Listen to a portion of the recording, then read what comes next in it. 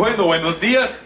Como decía Diego, hoy comenzamos serie nueva, entonces realmente es un gran gusto para nosotros, para mí, emocionado. A mí las series me gustan mucho y como Diego lo dijo, lo que hemos intentado hacer desde hace aproximadamente año y medio es que hemos querido, en primer lugar, tener series textuales, estudiar los libros de la Biblia verso a verso. Comenzamos con Colosenses, ya hicimos Primera de Pedro y ahora comienza Segunda de Pedro y Judas como un agregado ahí. Y adicionalmente nos gusta entre eso tocar temas de manera temática, valga la repetición, que lo que buscan es referirnos a algunos puntos específicos de materia doctrinal o temas teológicos que nos parecen claves, que podamos tener claridad de previo. Entonces, eso es un poco lo que hacemos. Vamos a comenzar con Segunda de Pedro. Esta semana me pasó que me soñé un día, estaba haciendo, no les voy a mentir, una siesta, como debe ser. Estaba haciendo una siesta, como un niño de 2 años, y me desperté y me di cuenta de que me acababa de soñar con mi abuela, la mamá de mi mamá. Y mi abuela vivió con nosotros un tiempo, no en la misma casa, pero sí en el mismo terreno. Entonces mi abuela caminaba y la imagen que me llegó cuando estaba soñando era verla caminar ya en sus últimos años, con ciertas dificultades y demás. Entonces eso me puso a recordar a mi abuela. Comencé a hablar con mi esposa acerca de cómo fue mi relación con mi abuela y demás, y me acordé de que cuando yo estaba llegando a los últimos años de colegio, por dicha y gracias a Dios, tuve la buena decisión de que quería conversar un poco con mi abuela y conocer quién era mi abuela. Si usted tiene sus abuelos vivos, le recomiendo que lo pueda hacer, ojalá pronto. Pero comencé a hablar con mi abuela y le dije, Ita, yo le decía Ita, y sé quién, o sea, qué hacía o qué. Entonces me comenzó a contar una parte de su vida muy interesante, una vida complicada. A los 9 años le correspondió ir a trabajar a las bananeras en Limón. Eso le puede decir a usted, una niña sola en Limón trabajando en bananeras, el esquema de vida que pudo haber llevado. Pero llegando hacia el final de su vida, tenía tal vez 75 años cuando tuvimos esta conversación, mi abuela, me doy cuenta, no en el momento, pero viendo hacia atrás, comenzó a darme los elementos esenciales de sabiduría que tenía en la bolsa. O sea, tuvimos algunas conversaciones en las que lo que yo entiendo hoy estaba haciendo mi abuela era decir, si le puedo dejar 2 o 3 cositas, le voy a dejar estas 2 o 3 cositas para que usted se las lleve. Y entre todo lo que imagino que me pudo haber contado, decidió cuáles eran las 3 cosas importantes. Hoy vamos a comenzar Segunda de Pedro, que es una carta en la que Pedro parece estar haciendo algo como esto.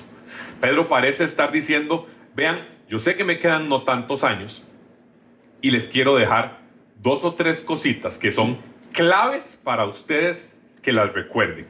Y por eso le hemos puesto a la serie que comienza, Recuerda. Así que si quieren, comenzamos orando. Señor, gracias por este tiempo.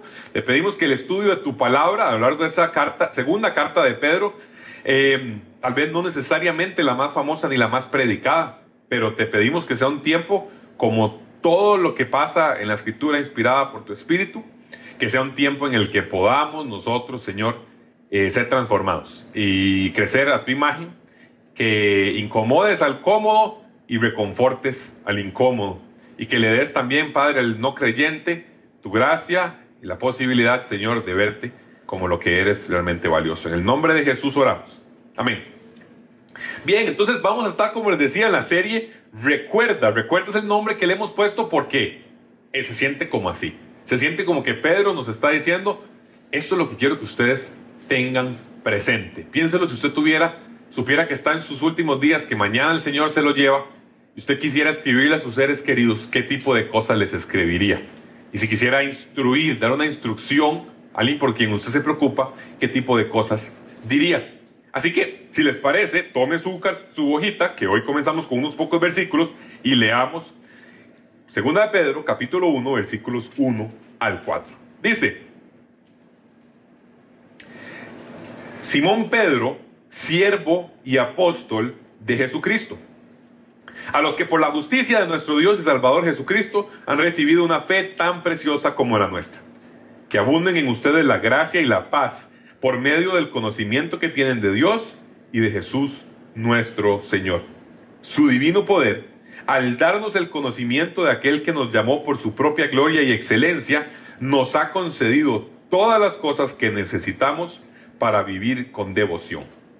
Así Dios nos ha entregado sus preciosas y magníficas promesas para que ustedes, luego de escapar de la corrupción que hay en el mundo debido a los malos deseos, lleguen a tener parte en la naturaleza divina. Bien, recuerde que nosotros tenemos siempre el esquema de la enseñanza en la aplicación de la Biblia. Si usted busca Comunidad Nexo, ahí aparece, y el evento de hoy que se llama Todo lo Necesario, que es el título de la enseñanza de hoy, Todo lo Necesario va a tener el esquema que yo estoy siguiendo en cuanto a los diferentes puntos. Así que el primero que nos dice precisamente el texto es que veamos un panorama general de Segunda de Pedro. Así que quiero dar algunos pequeños elementos relativos a Segunda de Pedro que tienen que ver principalmente con algunos puntos de contexto que nos pueden ser útiles. Y quisiera que algunos de los podamos ver, de hecho, a la luz del texto bíblico. Lo primero que deberíamos ver, por supuesto, es quién escribe la carta. La carta indica ser escrita por Simón Pedro. Había muchos Simones en el Nuevo Testamento, solo ubicamos de uno que fuera llamado Simón Pedro, que era precisamente el apóstol, siervo y apóstol de Jesucristo. Así que entendemos que esta carta es escrita por Simón Pedro. No les voy a mentir, hay alguna controversia al respecto. La ha habido desde hace muchos años acerca de la autoría del texto bíblico de Segunda de Pedro, que en efecto fuera escrita por Simón. Hay quienes establecen la posibilidad de que haya sido escrita per se por Judas como un escribiente de Simón para llevar a cabo la carta. Esto por las similitudes con la carta de Judas y por el hecho de que los que saben griego, se lee como que Diego escriba algo y luego yo escriba algo. Se va a leer diferente. La forma de escribir, el lenguaje, la estructura y demás son diferentes. Pero al final de cuentas, sea una o sea la otra, partimos del hecho de que la carta dice la verdad y es Simón Pedro quien está enviando el mensaje. Lo sabemos adicionalmente, o lo consideramos. Si usted tiene su Biblia, lo invito a acompañarme a capítulo 3 de la segunda carta de Pedro, donde Simón Pedro dice: queridos hermanos, esta es ya la segunda carta que les escribo. La segunda carta que les escribo. O sea, estamos entendiendo que la primera se refiere, por supuesto, a la que conversamos a inicios de año. Y esta será la segunda carta que Pedro tiene que escribirles. Y de hecho veremos que tiene que ver, dice Pedro, que en las dos ha procurado refrescarles la memoria. Ha hecho, lo podemos ver entonces como una unidad. Y vamos a hacer dentro de esta enseñanza, o dentro de esta serie, algunas referencias a Primera de Pedro también. ¿Cuándo fue escrita? Bueno, tradicionalmente entendemos que por ahí de los años 65, 66 después de Cristo. ¿Por qué? Porque es después de la primera carta de Pedro, que se estima se escribió en el 64, y antes de que Nerón fallezca. Porque tradicionalmente hemos escuchado que la persona que mandó a ejecutar a Pedro fue el emperador Nerón. Entonces, sabemos que tiene que estar, por supuesto, Nerón vivo para poder mandar a ejecutar a Pedro, y requería ser entonces por ahí unos añitos antes de que Nerón falleciera. Nerón era un emperador romano bastante, o sea, que se tomó en contra de los creyentes con bastante intensidad. Adicionalmente, el lugar no nos lo dice la carta, no lo vamos a encontrar aquí, pero pensamos que tiene lógica que sea en Roma, al igual que la primera carta, lo que la primera carta llama que estoy en Babilonia, ¿verdad? Estoy escribiendo desde Babilonia, no Babilonia el elemento del Antiguo Testamento, sino Babilonia, la forma que utilizaba la iglesia para referirse a el opresor del momento. Y en el siglo I el opresor era Roma como tal. Así que Simón Pedro, en la segunda carta, alrededor del 65-66, probablemente en Roma, y un pequeño panorama de lo que vamos a ver en esta carta. ¿Por qué le pusimos recuerda? Bueno, al hacer el análisis encontramos que probablemente la línea de pensamiento que amarra los diferentes capítulos tiene que ver con recordar. Tres temas diferentes. El primero es devoción. Es una palabra que vamos a ver varias veces. De hecho, la tenemos aquí, donde dice devoción, versículo 3, al final del versículo 3. Después Pedro nos va a hacer una advertencia acerca de un tema de enseñanzas y falsos maestros, y luego nos va a hablar de la esperanza, porque va a tocar el tema de la segunda venida de Cristo. Entonces, en este esquema parece ser que Pedro está haciendo un esfuerzo intencional en recordar, pero quiero que lo veamos juntos para que usted vea cómo Pedro mismo lo dice. Capítulo 1, versículo 12. Dice Pedro: por eso siempre les recordaré estas cosas, por más que las sepan y estén afianzados en la verdad que ahora tienen. Siempre les recordaré estas cosas. Vea el versículo 13. Además, considero que tengo la obligación de refrescarles la memoria mientras viva en esta habitación pasajera que es mi cuerpo. O sea, parece ser que Pedro dice: esta es mi tarea. Yo siento a Pedro como cargado, ¿no? Como que tiene una carga de llevar a cabo una tarea pendiente todavía mientras esté vivo. Ve al versículo 15 conmigo. Es tal su intención que no solo quiere hacerlo, versículos 12 y 13, mientras esté con vida, sino también, versículo 15, también me esforzaré con empeño para que aún después de mi partida ustedes puedan recordar estas cosas en todo tiempo. O sea, Pedro lo quiere hacer tanto que lo quiere hacer, asegurarse de que suceda incluso cuando ya él no esté. O sea, él dice, como que mi abuela hubiera dicho: le quiero dejar esto y además se lo voy a escribir en un papelito para que usted lo pegue ahí, para que cuando ya yo no esté, usted se acuerde de estas cosas.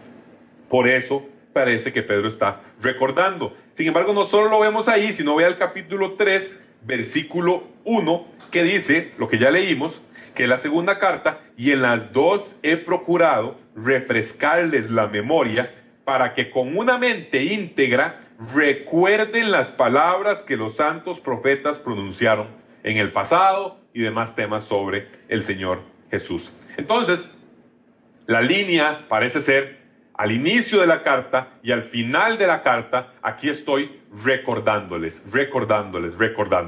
Y entonces va a ser un tiempo muy importante para nosotros de recordar algunas cosas que son clave como congregación, y adicionalmente, en paralelo, nos va a dar oportunidad de hacer lo que hicimos hoy: recordar como congregación qué y quiénes queremos ser. Por eso recordamos los valores. Y por eso vamos a recordar misión y visión y demás temas que hemos visto. Porque lo que no se recuerda, se olvida. Entonces necesitamos nosotros poder hacerlo de manera paralela durante estos 3 meses que vamos a estar estudiando esta carta. Este es básicamente el panorama que tenemos para esta carta.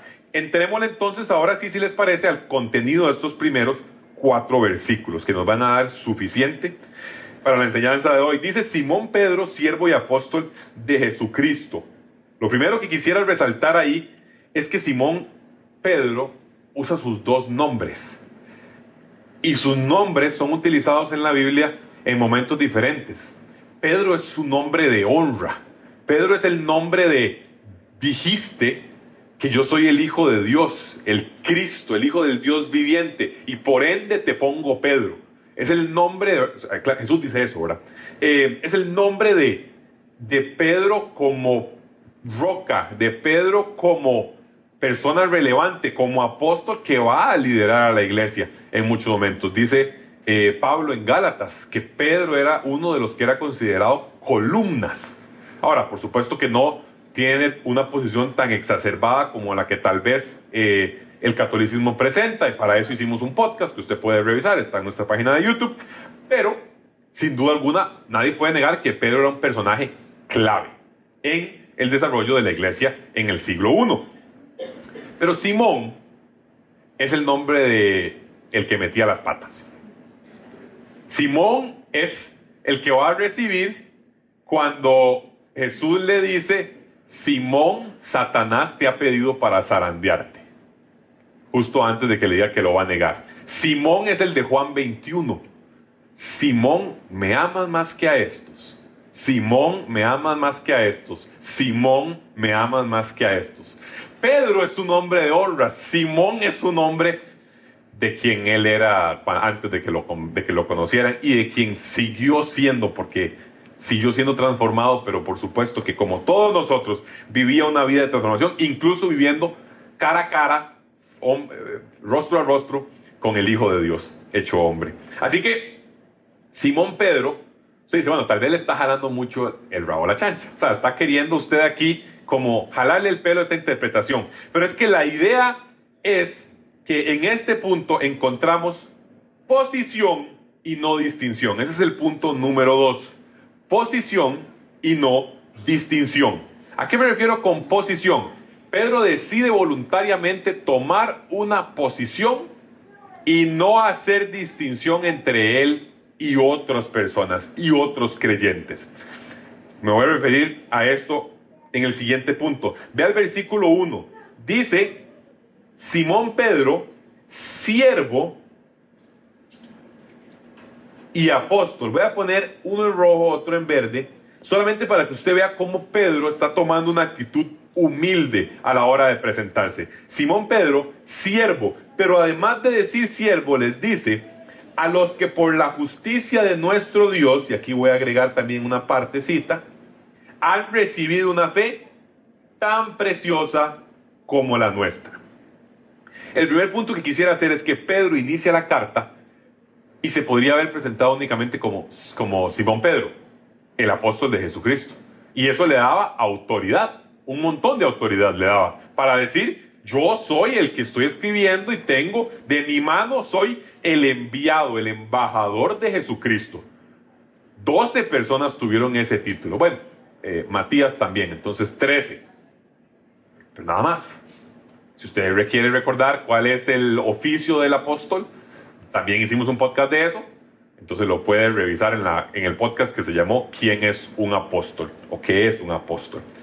Pero Pedro parece intencionalmente incluir cosas que lo ponen a un esquema no necesariamente del apóstol exaltado como los que vemos hoy en día, sino que Pedro inicia diciendo siervo, y esta palabra siervo, el griego es la palabra que podríamos traducir esclavo y apóstol de Jesucristo.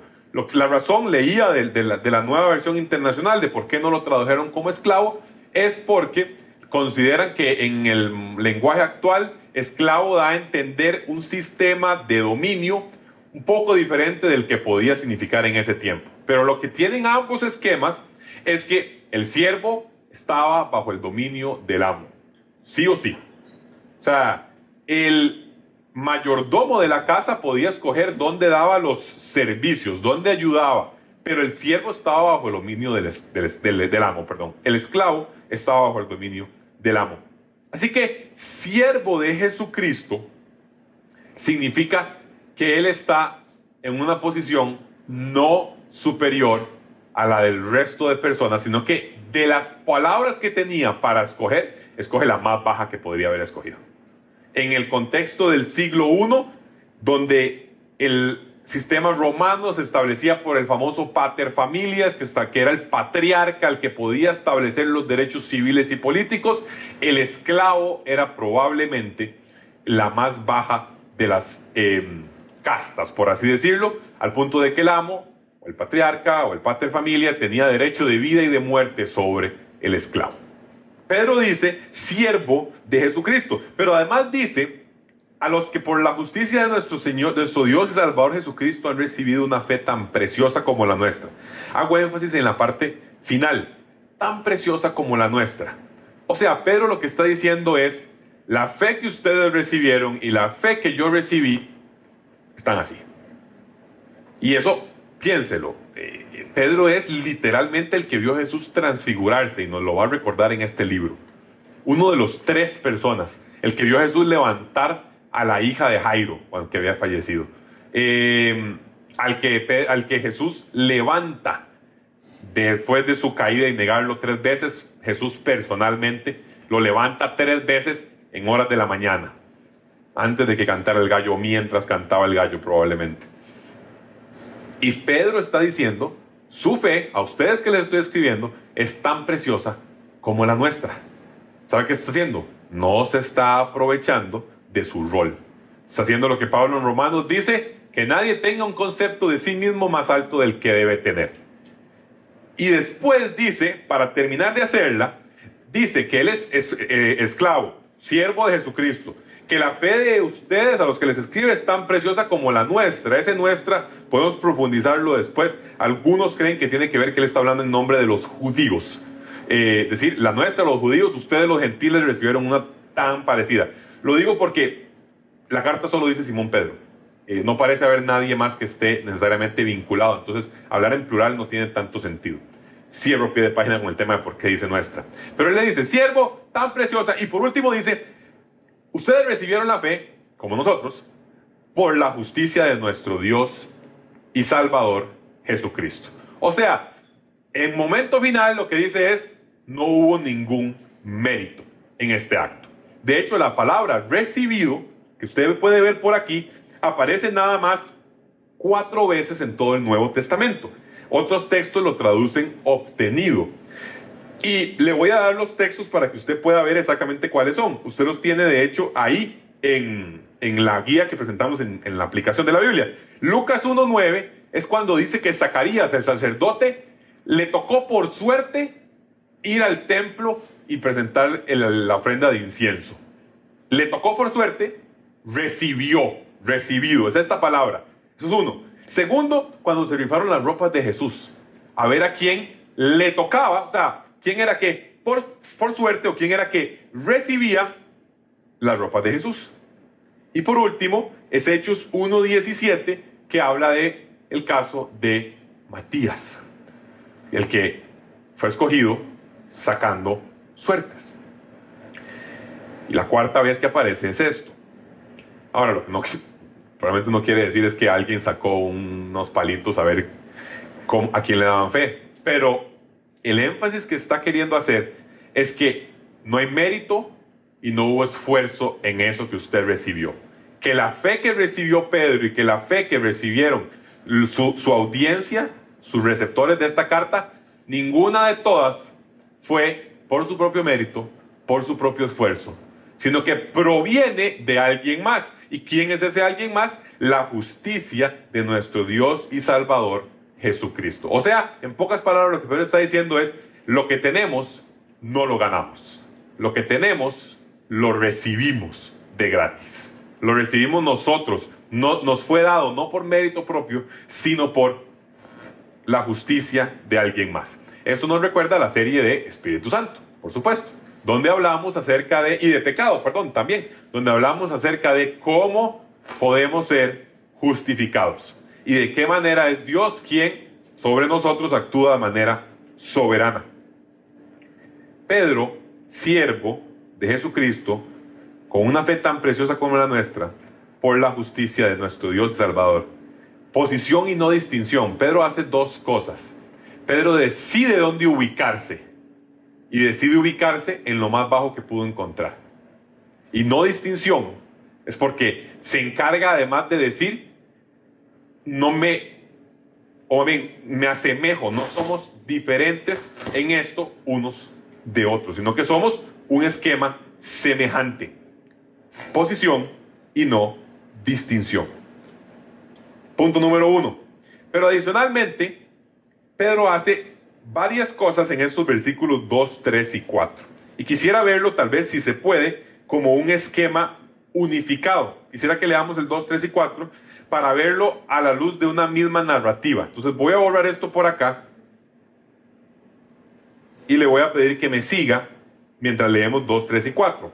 La historia básica que veo en estos versículos 2, 3 y 4, y le voy a pedir que usted lo revise con sus propios ojos y su propia cabeza, y si lo ve en el texto lo crea, y si no lo ve en el texto, lo analice, pero de inicio no lo crea si no lo ve.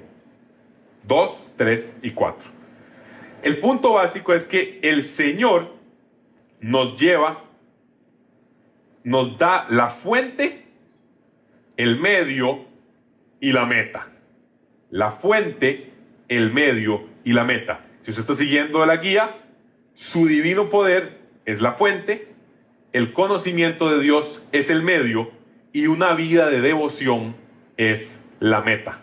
Puntos 3, 4 y 5. Lo reitero, su divino poder es la fuente, el conocimiento de Dios es el medio y una vida de devoción es la meta. O sea, Dios nos da con su poder y a través de su conocimiento para llegar a vivir la vida como Él quiere que vivamos. Él nos da las fuerzas, la fuente, el poder, el medio por el cual lo hacemos es el conocimiento de Dios y la intención, la meta donde queremos llegar es a una vida de devoción. Léalo conmigo del 2, 3 y 4 y lo vamos marcando si se quiere. Entonces voy a marcar en 3 colores. Voy a marcar en verde lo que tenga que ver con la fuente, que es, dice, que abunden en ustedes la gracia y la paz por medio del conocimiento que tienen de Dios y de Jesús nuestro Señor.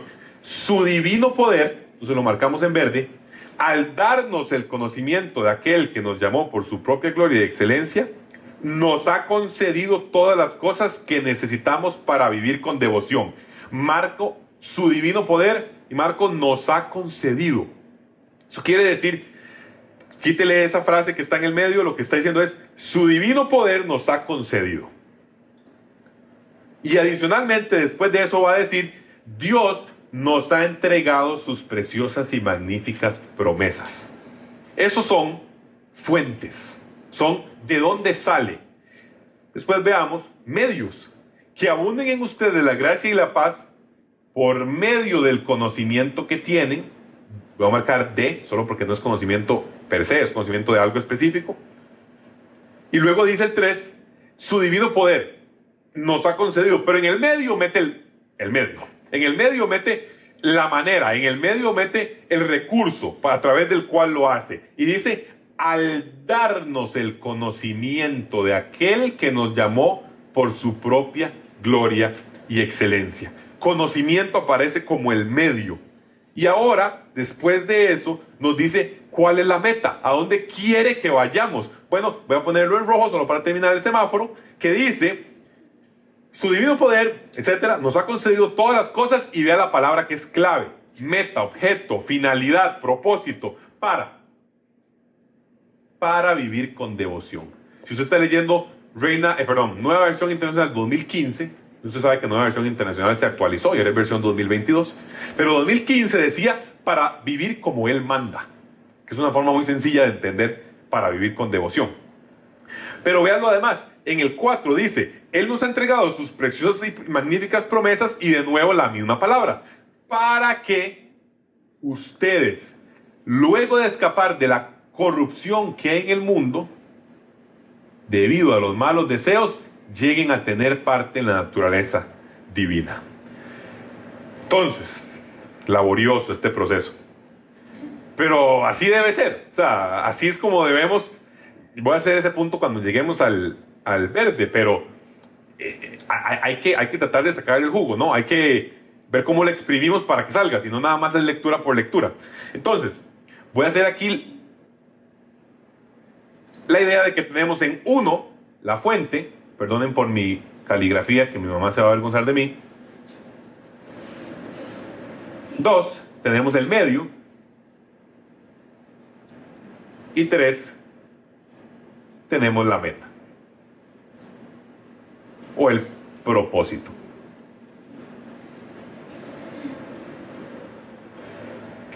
Ok. Fuente, medio y meta o propósito. Cuando salgan en el video, nada más piensen que fue que un niño lo escribió. Entonces ya todo el mundo va a decir, ok, sí, claro. Qué bonito que ponen a los niños a escribir las presentaciones. Entonces, si quiere, entrémosle uno por uno. Pero ese es el esquema de cómo acomodamos esta dinámica. Fuente, su divino poder. Su divino poder nos ha concedido, dice el versículo 3, Dios nos ha entregado sus preciosas y magníficas promesas. Y aquí nos quedó como anillo el dedo. Yo no le voy a mentir. Me encantaría decir que nosotros desde el 2015 habíamos pensado que si poníamos Espíritu Santo antes de Segunda de Pedro iba a calzar perfecto para que la serie se conectara, pero es mentira. La pura verdad es que hicimos Primera de Pedro, sabíamos las temáticas, pero calza como anillo al dedo que hace 15 días hubiéramos visto la vida en el Espíritu, la obra del Espíritu Santo hace 3 semanas, para hoy entender divino poder concedido a las cosas y sus preciosas y magníficas promesas a la luz de la comprensión del Espíritu Santo que hicimos hace 2 semanas y hace 3 semanas. Entonces, si usted no vino, Espero que lo pueda revisar, pero si sí vino, ojalá te pueda traer a su mente lo que hablamos acerca de cosas que hace el Espíritu Santo. Lo primero y más importante es, si hay una persona que se relaciona con poder en el Nuevo Testamento, es la persona del Espíritu Santo. En Hechos 1:8 Jesús les dice, recibirán poder y serán mis testigos en demás elementos. El Espíritu Santo es ese dinamismo. De hecho, poder en el griego es esa palabra, dunamis, de cual sacamos la palabra dinámica o dinamismo. Es el movimiento. Y el Espíritu Santo como tal, sin duda alguna, lo vimos en la obra del Espíritu Santo, en la enseñanza sobre ese tema, vimos con claridad cómo el Espíritu Santo es acción y es poder. Ahora, nunca nos fuimos a elementos místicos durante esa enseñanza, pero nos fuimos a claridad de lo que el texto nos revela. El Espíritu Santo es aquel que regenera a las personas, las hace nacer de nuevo. Es el Espíritu Santo aquel que santifica a las personas. O bueno, que colabora en el proceso de santificación en el que ya la voluntad del ser humano también comienza a ser relevante. Será el Espíritu Santo el que glorifique a los creyentes. Es el Espíritu el que nos recuerda el tema de la adopción. Y por medio de él clamamos ahora Padre. Es el Espíritu el que intercede ante el Padre por nosotros. Entonces, la obra del Espíritu Santo es una obra poderosa, dinámica, de movimiento. Ahora, no estamos hablando de movimiento en cuestión de otra serie de tendencias que han sucedido que quieren ver el movimiento y el poder del Espíritu Santo manifestado de manera mística o de manera casi que sensacionalista. No, la Biblia nos habla de poder suficiente para poder entenderlo de esta manera. Y su divino poder entonces es el que nos ha traído a la vida espiritual y nos ha concedido, y esta palabra me encanta, y no sé por qué no lo marqué, nos ha concedido todas las cosas que necesitamos. Y me encanta que diga todas las cosas que necesitamos, porque de cierta forma, tal vez muchos en algún momento podremos haber tenido la pregunta de cómo es posible vivir la vida cristiana. Escuchaba una prédica, no sobre este tema, sobre otro tema, y hablaba un pastor acerca de que alguien le decía a un misionero de años, había dejado la fe, había dejado su obra, había dejado demás, y le decía, pastor, es que la vida cristiana es imposible. Es que la vida cristiana es imposible, le decía esta persona. No se puede vivir. Y por eso yo la dejé. Y este pastor le respondía con varios elementos que no necesariamente voy a traer en colación aquí, pero uno de esos, además del tema de la certeza de la justificación que tenemos en Cristo, que es probablemente el más importante en eso, decía, es que el mismo texto nos dice que su divino poder nos ha concedido todas las cosas que necesitamos. ¿Para qué? Para vivir con devoción. O sea, eso quiere decir que nosotros como creyentes tenemos, a través de la obra de Cristo y por medio de la aplicación en nosotros de eso, por medio del Espíritu Santo, por medio de ser habitados por medio del Espíritu Santo, por medio de la revelación que tenemos en el texto bíblico, tenemos todo lo que se requiere. Y eso a mí me encanta porque la frase todo lo necesario, que fue como le pusimos a la enseñanza de hoy, me recuerda al llamado del maestro sobre el discípulo. El llamado del maestro sobre el discípulo cuando tenía lugar, de cierta forma lo que estaba dando a entender era que el discípulo tenía lo necesario para ser hecho como el maestro. Y por eso la escogencia. O sea, veían en él ese valor. Recuerda esa dinámica de Lucas 2 o 1. Bueno, donde Jesús está hablando con los maestros de la ley en el templo, que se pierde, ¿verdad? Y están teniendo esa discusión y de cierta forma probablemente lo que está pasando ahí es que los maestros están testeando a ver qué tipo de muchacho es este y si tiene o no lo necesario para convertirse en lo que ellos ya eran, maestros de la ley de ese momento. Probablemente es por eso que está sucediendo eso cuando Jesús tiene además 12 años, una edad muy representativa. Pero esa dinámica de nos ha concedido y todo lo necesario, a lo que me llevaba a mí a pensar es cuando el Señor se apiada de nosotros y hemos sido regenerados, nacidos de nuevo y podemos ser justificados, venimos con fe y arrepentimiento a Él, se nos ha dado lo que necesitamos. Y esa es creo que es una de esas verdades bíblicas que es más difícil de creer. O sea, que cuando usted tiene una buena conciencia acerca de que uno sigue estando en este pellejo, usted dice, uff, es que yo a veces no lo veo tan sencillo. Pero es de esas verdades bíblicas que usted quiere agarrarse como mono en ventolero y decir, yo de ahí no me suelto. O sea, yo voy a creer que esto es cierto, porque este es el texto inspirado de Dios y yo le voy a dar el chance de que diga de mí algo que ni yo mismo creo de mí mismo. Yo necesito decir, yo creo esta verdad. Dios, porque tú lo dices, yo lo voy a hacer. Como casualmente Simón Pedro. Pescamos toda la noche, Señor, pero si tú lo dices, yo te creo, voy a lanzar la red. Todo lo demás, todos sus ojos y su vivencia, tiene claro, usted está detrás del roble sabana, o no sé qué árboles hay en Jerusalén, detrás de la vid, está detrás de la vid. Pero, si lo dices, porque vos lo decís, lo voy a creer. O bueno, tal vez todos ustedes lo ven y dicen, sí, de fijo, y soy yo el único que dice, ok. Pero si ese es su caso, quiero decirle, cristiano, que su divino poder nos ha concedido todas las cosas que necesitamos. Ahí está.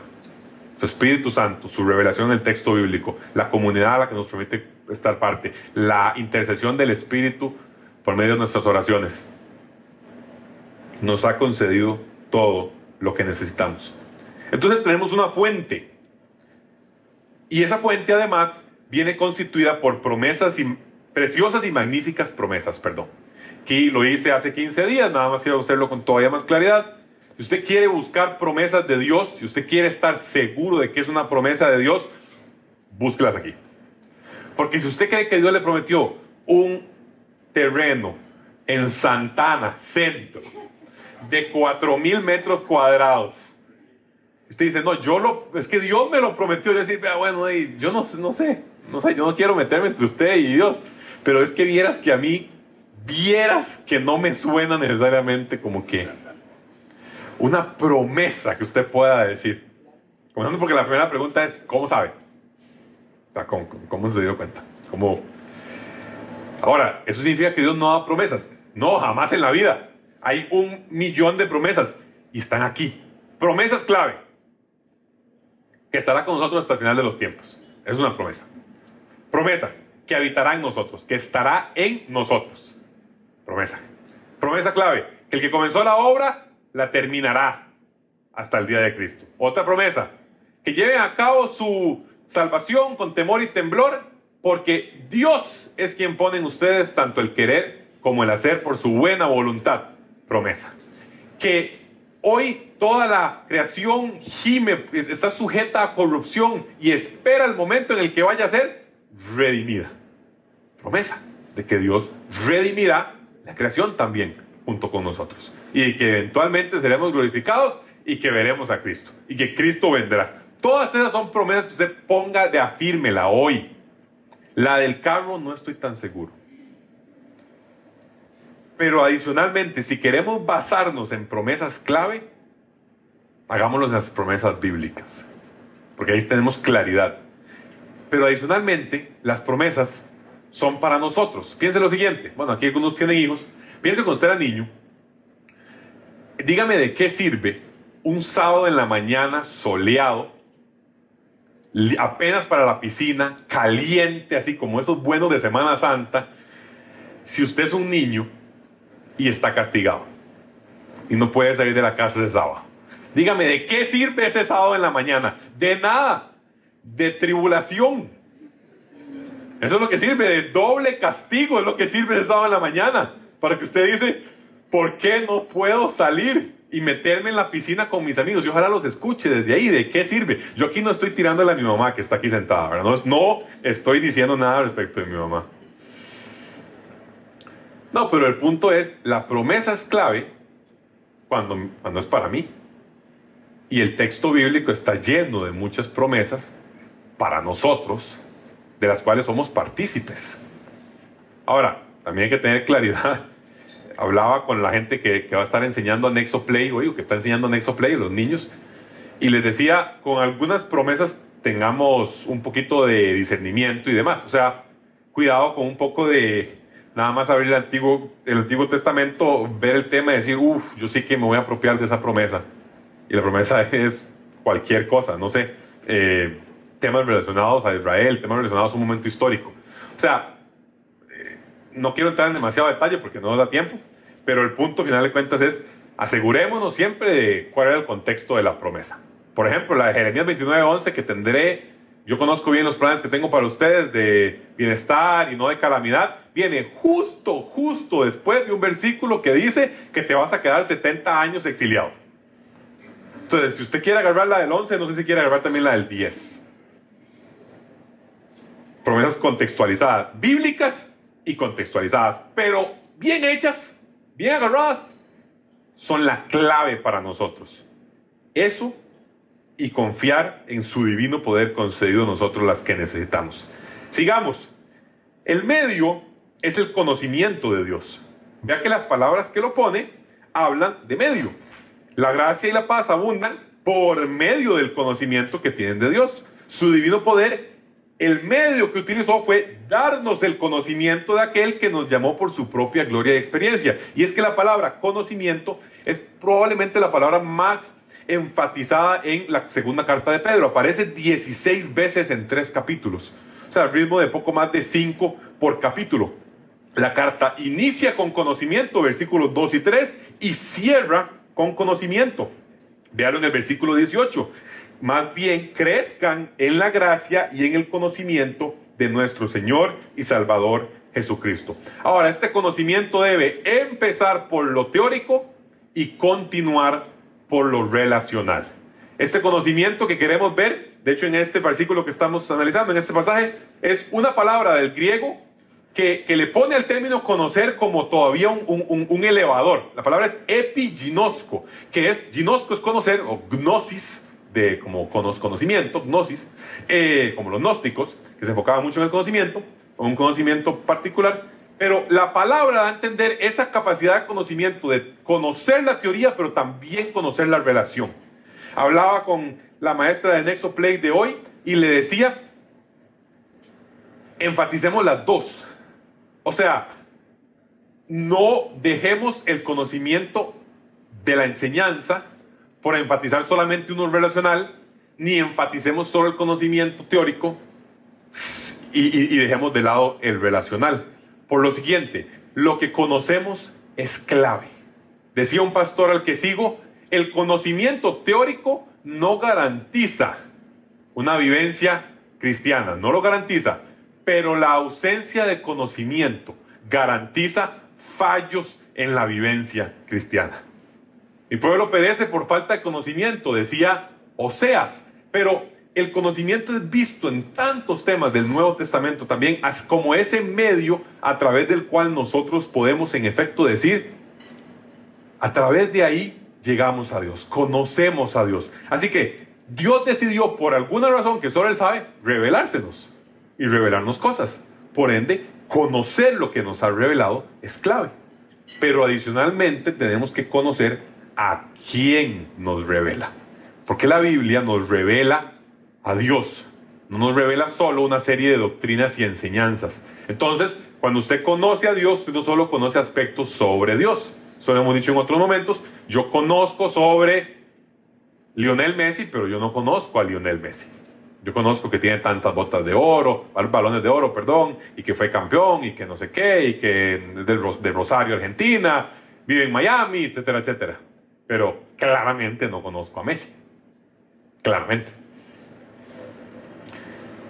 Conocimiento involucra que dispongamos nuestras mentes, porque el Señor nos llama a amarlo con todo nuestro corazón, pero también con toda tu mente, pero también con todo nuestro corazón.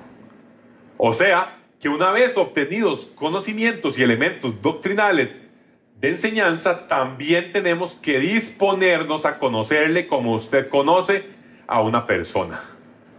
Cuando usted conoce a una persona, lo conoce relacionalmente, no solo acerca de él unos datos. Esa es la razón, yo les he contado en últimas semanas, porque de paso ya están cansados de mí, porque hoy hace 15 días, hace 3 semanas. Pero entonces, como he tenido todo el mes, básicamente, y Diego está celoso, como he tenido todo el mes, ¿quién lo tiene yéndose de viaje? Es culpa de él.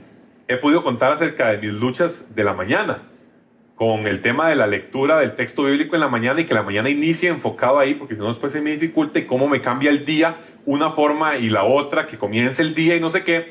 Y entonces, para seguirles contando que, cómo ha modificado y qué implica, en la mañana pueden pasar cosas muy buenas. Y una que es tentadora para mí, escuche, yo lo noté el otro día, es el leer sobre Dios, pero no lo que Él dice. O sea, leer artículos teológicos en la mañana. Artículos teológicos, usted dice, pero eso es algo bueno. Los artículos teológicos son buenos. Sí, pero no sustituye el tiempo en la palabra. Nada sustituye el tiempo en la palabra. Y a mí me encanta leer artículos teológicos. Esa probablemente es una de las manifestaciones de mi TOC. Pero no sustituye la lectura de la palabra. Por más que yo les pueda escribir la doctrina del Christus Victor y no sé qué, de nada sirve si no paso tiempo escuchándolo hablar de manera escrita. De nada sirve si no paso escuchando hablar. Piense que usted lleve una relación, los que están casados, piense una relación así. Usted nunca escucha a su esposa, pero usted siempre sabe todos los datos sobre su esposa y tiene mapeados los elementos y usted dice, no, yo la puedo escribir súper bien, pero su esposa le quiere decir algo y usted no la escucha. O así con una pareja, un amigo, lo que sea. ¿Qué tipo de relación vas a tener si no escuchas lo que Dios nos reveló a través de su palabra escrita? Que es escucharlo hablar. Si usted recuerde, si usted lo necesita escuchar audiblemente, léala en voz alta. Agarre la palabra y la lee en voz alta. Y entonces ya usted la escucha audiblemente. El conocimiento, y de paso no es un conocimiento general. Vean el conocimiento con claridad de quién es. Es un conocimiento de Dios y de Jesús nuestro Señor. Conocemos al Padre, por allá está puesto en algún lado. Conocer y dando a conocer al Padre a través del Hijo. Eso es lo que queremos hacer acá. Fuente, medio y la meta y el propósito es, en rojo, vivir con devoción. Y ese vivir con devoción, como les decía, nueva versión internacional 2015 dice vivir como Él manda, vivir como Dios manda. Que es más fácil de entender, me parece, porque devoción tiene mucha agua debajo de ese puente. Pero me gusta la forma de entenderlo a la luz del 4. Vea lo que dice el 4. Para que ustedes, luego de escapar de la corrupción que hay en el mundo debido a los malos deseos, lleguen a tener parte en la naturaleza divina. Pequeño pie de página antes de entrar. Tener parte en la naturaleza divina no quiere decir, como consideran algunas sectas que se van a llamar cristianas, que usted y yo podemos llegar a ser dioses. O sea, que se nos va a pegar partecitas de naturaleza divina, y entonces vamos a ir poquito a poco convirtiéndonos en un dios, porque se nos llegó a la naturaleza divina. No, sin duda alguna lo que está queriendo hablar es contraponer los malos deseos con los deseos que son revelados, que son característicos, por ejemplo, de Cristo mismo, o sea, las cosas que manifestaba. Y aquí hago referencia a hace 15 días cuando hablamos de los deseos de la carne, los deseos de la naturaleza pecaminosa y la vida en el Espíritu. Hace 15 días justo hablamos de eso y los contrapusimos muy claramente diciendo, los deseos de la carne se oponen a los deseos del Espíritu. Así de sencillo. Entonces, nada más quiero terminar de hacer énfasis, si no lo hice suficiente hace 15 días, en que esta meta tiene que ver con un tema de deseos. Su corazón y el mío son fábricas de deseos. Y están constantemente buscando qué cosas desear. ¿Qué deseo? ¿Qué llevo a cabo? ¿Dónde busco? ¿Qué hago? ¿Cuáles son opciones? Su corazón y el mío. Y la clave de estos puntos consiste en no solo huir de los malos deseos, sino enfocar hacia los correctos deseos. Lo hemos dicho varias veces en este lugar. El vacío no existe. Si usted saca, pero no llena, eventualmente se va a llenar con otra cosa de nuevo. Y como su corazón busca hacia ciertos lados, eventualmente se va a volver a llenar hacia lados que su corazón busque. Entonces, desear aquello que el Señor desea es una tarea adicional que tenemos que llevar a cabo. O sea, tenemos que decir, Dios, no solo no me lleves a ese mal deseo, líbrame. No dejes caer en la tentación, líbrame del mal, sino adicionalmente, venga tu reino. Hágase tu voluntad en la tierra como en el cielo. O sea, no solo quiero la parte que me corresponde de dejar ir, sino que quiero que mis deseos se alineen con los tuyos. Pero es un tema de deseos. Y por ende, es que les decía que cuando hacemos este esquema trabajoso de buscar, de sacarle el jugo, es para ver de dónde este texto nos da eso. Deseos positivos para nosotros. Promesas que podamos decir, vivo por ella. No lo creo inicialmente, porque me cuesta creerlo, pero ahí dice que su divino poder nos ha concedido todas las cosas que necesitamos. Yo estoy dispuesto a agarrar eso y sacarle el jugo y exprimirlo hasta que para mí sea una realidad genuina en la vida. Y yo diga, yo quiero vivir así. Preciosas y magníficas promesas. Yo quiero vivir en línea con esas promesas. Yo quiero llegar a conocer esas promesas. No solamente decir, malos deseos, aléjense de mí, no los quiero, sino que también es buenos deseos, los quiero, los busco, los anhelo. 3 puntos. Su divino poder y las promesas como la fuente, el conocimiento de Dios como el medio y una vida de devoción como la meta y el propósito. Le voy a pedir que usted le dé vuelta a su hojita. Ojalá si ha podido apuntar, pues lo lleve haciendo en esa parte de interpretar, haga las notas que corresponda, y voy a una serie de aplicaciones.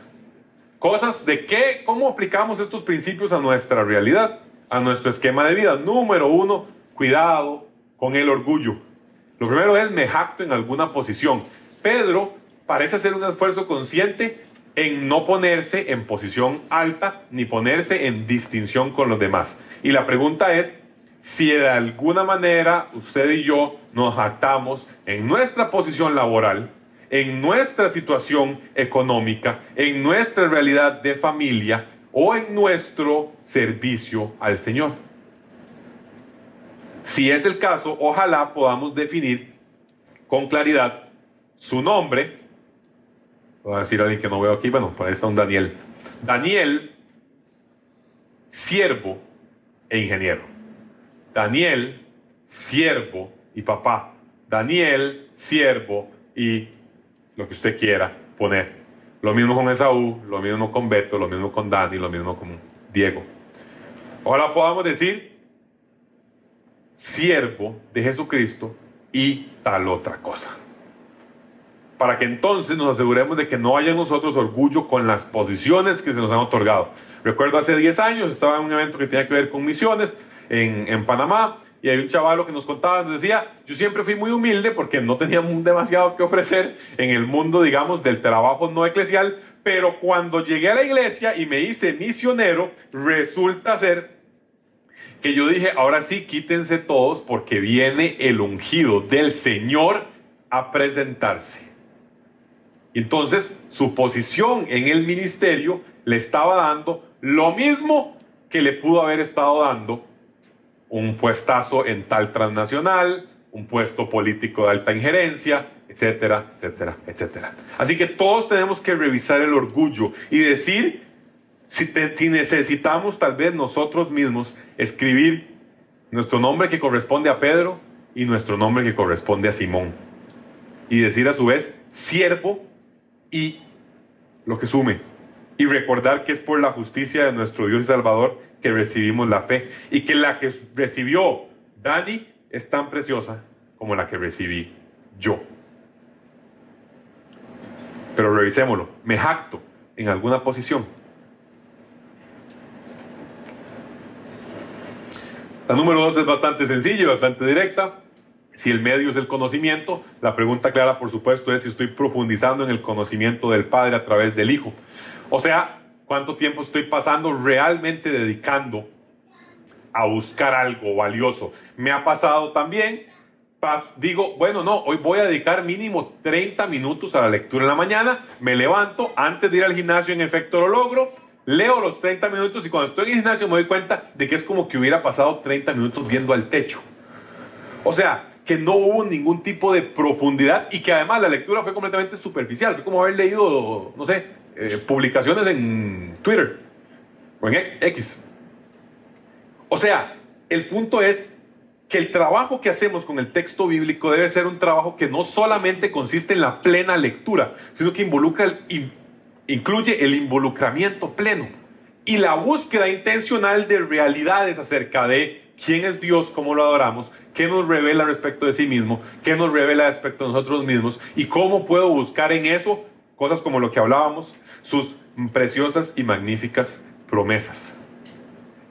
Pero el tema es que incluso el hábito bueno, la disciplina espiritual buena de la lectura bíblica se nos puede convertir en habitual, ritualista y un mero ejercicio que hacemos todos los días, sin ningún tipo de sustancia, sin ningún tipo de que estemos efectivamente disponiendo nuestros corazones a eso. Sobre todo si usted como yo lo hace en la mañana, inicialmente al principio del día, y usted sale, ¿verdad?, como un abejón de mayo pegando en todo lado. Entonces, el llamado es, la Biblia nos revela sobre todas las cosas a Dios mismo.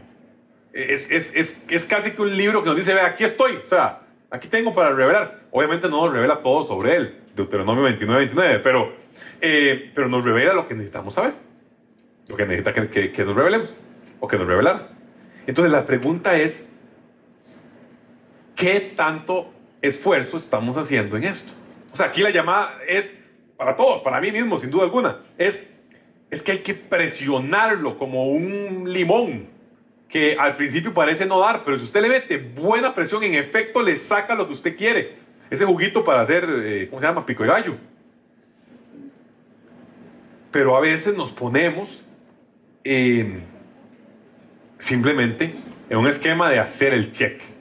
Y si queremos conocer al Padre a través del Hijo, necesitamos darle cabeza. Ve al pasaje de la próxima semana. Precisamente esfuércense por añadir a su fe, bueno, en 15 días, esfuércense por añadir a su fe virtud, a su virtud conocimiento, al conocimiento dominio propio constancia, a la constancia devoción a Dios. La pura verdad es que el 95% de las veces ese texto lo leemos así y siga para algo que sea un poquito más comprensible. Porque no hacemos pausa, ¿verdad? No le metemos esfuerzo, sino que simplemente pasamos y listo, ¿verdad? Yo estudié, como ustedes saben, estudié leyes y entonces muchas veces hay que ir muy lento por medio de las leyes. Hay que hacer, porque cada partecita puede generar un cambio importante. El punto es, la palabra que quisiera enfatizar es esta, es profundizo. No es solo lo llevo a cabo, es profundizo o no profundizo. 3, todas las cosas que necesitamos. Creo que tal vez ahí es un buen momento de que hagamos un análisis de introspección. Confío en lo que Dios nos ha dado. No sé si a usted le ha pasado que llegue a su pensamiento a su cabeza el pensamiento. Es que hoy me levanté con el lado al revés de la cama, entonces estoy diciendo las cosas al revés. Confío en lo que Dios nos ha dado. Ha llegado a su cabeza el pensamiento de, es que la verdad, esto yo no lo voy a poder hacer nunca. ¿Será sí o será que no? Confío en lo que Dios nos ha dado. Ayer hablaba con mi esposa y le decía justamente eso. Le decía que es una de las realidades más claras que vivimos. Esa contradicción interna, que es la que hablábamos hace 15 días. La contradicción entre los deseos de la naturaleza pecaminosa y los deseos que provienen del Espíritu. Confío en lo que Dios nos ha dado. Quiero cerrar con eso en unos minutitos. Y por último, la vida con devoción, que fue algo que me encantó. Sí, hicimos todo un análisis del Espíritu, lo que hace, la obra. Luego hablamos de la vida en el Espíritu. Hablamos de lo que significa vivir en el Espíritu. Hablamos de que es un tema de que confío y descanso en lo que Él dice. Actúo correspondientemente, o bien vivo correspondientemente, pero ese punto 4 es el que tal vez hace 15 días no terminamos de apuntar y hoy podemos ponerle con el martillo en el clavo, que es todo eso se termina reflejando en acciones. O sea, la vivencia de todos estos elementos es lo que nos termina dando, sin duda alguna, la comprensión final y además la certeza de que todos los demás puntos que amarramos, desde la justificación, la santificación, el deseo por este lado, el deseo de otro tipo, la contradicción que hay entre ambos, la vida en el espíritu, cómo lo hago, hablábamos la semana pasada, hago, bueno, 15 días, hago A, hago B, descanso en el texto, confío en eso, profundizo y demás, todo eventualmente debe llevar a una vida que refleja el alejamiento de los malos deseos y un acercamiento a los deseos, me gustaría más decir, en Cristo. O sea, las acciones al final de cuentas importan, es el punto final. Todo el engranaje redunda en acciones. Y entonces necesitamos ver nuestras vidas y decir, ese es el síntoma. La acción es el síntoma. Y si identificamos síntomas, hay que decir, tratemos de irnos para atrás a amarrar en qué parte del flujo, si usted lo quiere ver como un ingeniero industrial, en qué parte del flujo es donde está teniendo un cortocircuito. O sea, tratemos de ver si tal vez me estoy enfocando solo en los malos deseos y no en los deseos del espíritu. Estoy en una acción de plenamente morder y alejarme de los malos deseos, pero no tengo nada por qué ir. Solamente quiero alejarme allá, pero no tengo nada al frente que me busque. O tal vez lo tengo y estoy cumpliendo con lo que hablábamos del hecho de pasar tiempo en la palabra, pero realmente lo estoy leyendo como un tema informativo histórico. No estoy viendo como la revelación de Dios para nosotros mostrándonos al Hijo. O puede ser incluso ya de plano que simplemente nada de eso está pasando y entonces es ahí por donde hay que comenzar. Pero la idea es que podamos enfocarlo como un esquema general. Lo decía hace 15 días. Acá hemos enseñado acerca de elementos de gracia y hay algunos pastores que les da miedo enseñar sobre gracia porque creen que conduce a que la gente se relaje y la congregación termine pareciendo, ¿verdad?, mercado central. Pero, la realidad es que es en la libertad que nos da Cristo, por su gracia, que el interés está en que deseemos, busquemos genuinamente a Él. No en que amarrados por un mecate nos obliguemos a hacer A y B y C hasta el punto en que externamente lo parezcamos, porque la pura verdad es que le estamos disparando al bicho incorrecto. Le estamos disparando solamente a la apariencia externa, pero no le estamos disparando al deseo interno. Y ese es el que debe fallecer. Si usted tiene un chancecito, revise la parte de vivir. Y ojalá pueda usted aquí apuntar algo también para usted. ¿Cuáles son los puntos que usted quisiera llevar? ¿Cuál es el tema que en su cabeza repica durante esta enseñanza? ¿Cuál es el punto que usted ha dicho, uy, sí, a este chavalo seguro pasa siempre? José Pablo, ¿a usted mi esposa le contó que yo estaba en...? No, mi esposa no me contó nada, no se preocupe, no se preocupe. Entonces, ¿cuál es el punto que usted ha estado pensando? Recuerden, en vivir queremos ver qué debo aplicar, qué debo obedecer, qué debo hacer. Es un tema muy propio. Vivir es muy mío, es yo conmigo estos puntos. Y por último, queremos ser una comunidad con un carácter misional elevado que siempre está pensando en llevar. Entonces la pregunta es, ¿a quién se lo puedo compartir?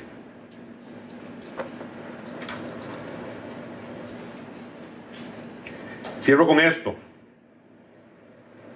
Ayer teníamos grupo de hombres, que ha sido un mal denominado con otros términos, pero se llama el grupo de hombres de Comunidad Nexo. Y resulta que estábamos hablando y alguien decía que cuando usted es varón y tiene una esposa y tiene hijos, comienza eventualmente a notar la realidad de que mete las patas. Y que lo que lo pone apesadumbrado es entender que cuando usted mete las patas, hay impacto sobre sus hijos, sobre su esposa. Entonces yo le decía que hoy tenía mucho que ver con este tema. Y hablaba con mi esposa hacia el final de la noche y le decía, igual en confidencial, porque todo lo que pasa en ese grupo es confidencial, especialmente lo que comemos, las hamburguesas que comemos. Yo le decía que esa es la realidad, le decía a mi esposa, esa es la realidad que todos vivimos, ¿no? Que de cierta forma todos vivimos. Y creo que el punto tal vez más chiva de esta enseñanza, el punto más a resaltar es que diga que nos ha dado todo lo necesario. Ese creo que es para mí. Usted me dice, ¿cuál se lleva? ¿Cuál es tu vivir? Yo me llevo ese. Yo me llevo su divino poder nos ha concedido todas las cosas que necesitamos para. Usted dice, pero ¿por qué yo sigo fallando? Y porque sos un ser humano. Y lo vas a seguir haciendo. Pero el punto es, yo lo que quiero es confiar con todo mi corazón, como mono ventolero, en lo que les decía ahorita, que el que comenzó la buena obra la terminará en nosotros hasta el día de Cristo Jesús. Que Él pone en mí el querer como el hacer, y yo llevo a cabo la salvación con temor y temblor, como nos ordena. Ese punto yo creo que para mí al menos es el más clave. Quisiera cerrar con esto. Es un tema de ánimo y esperanza. Si en este momento de su vida usted está encontrando un tema en el que tiene esa claridad, por ejemplo, el ser papá. Yo no soy papá, pero imagino que es un constante recordatorio de sus carencias. Como, ay, yo quisiera hacer esto perfecto y no la logro. Si no, ser esposo también es un constante recordatorio de sus carencias. Y si no lo tiene en ninguno de esos casos, no se preocupe que la situación de la vida nos muestra muchas cosas. El punto es, al final de cuentas, que ojalá todos podamos ver el texto y decir, yo quiero creer lo que Dios dice sobre mí, a diferencia de lo que yo mismo he creído sobre mí toda la vida. Yo quiero decir, el que me creó tiene derecho de describir cómo soy. Y sobre todo, porque además no lo está diciendo solo porque me creó, sino porque está hasta aquí metido de manos, ayudando en el proceso. A través, primordialmente, de su revelación inicial, de la manifestación de su Hijo que hizo todo lo que nosotros no podíamos hacer, y del Espíritu Santo en nosotros hoy, diciendo, yo estoy aquí para ayudar, yo soy otro como aquel. Oramos.